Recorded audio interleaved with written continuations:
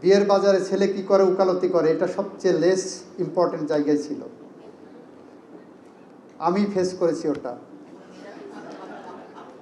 আমি প্রেম করার পরেও বিয়ের প্রস্তাব যখন গেছে, ছেলে কি করে উকালতি করে। আমার শ্বশুরবাড়ির লোকজনের নাক সিটকানি ছিল। তাদের ধারণা ছিল ছেলে হয় বিসিএস কর্মকর্তা হবে, জাজ হবেন, সেনাবাহিনীর কর্মকর্তা হবেন, বড় ব্যাংকার হবেন, ডাক্তার হবেন, ইঞ্জিনিয়ার হবেন।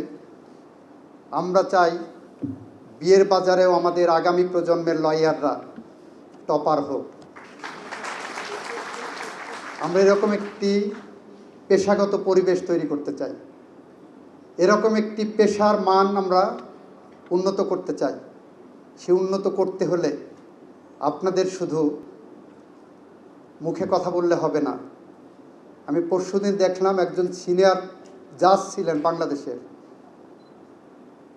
একজন সিনিয়র জাজ ছিলেন, উনি উকালতিতে ফিরে এসেছেন। মক্কেলের কাছ থেকে 1.25 কোটি টাকা নিয়েছেন রায় লিখে দেওয়ার জন্য। তাও টাকাটা নিয়েছেন কি চেকে নিয়েছেন ওনার নামে। মক্কেলের রায় নিয়ে দিতে পারেনি, টাকাও ফেরত দেননি। মক্কেল সম্ভবত সুপ্রিম কোর্ট বারে কমপ্লেন করেছেন। আমরা এরকম আইনজীবী চাই না, এরকম নীতি কথা বলার আইনজীবী চাই না। আমরা চাই এমন আইনজীবী যারা বাংলাদেশকে কন্ট্রিবিউট করতে পারেন।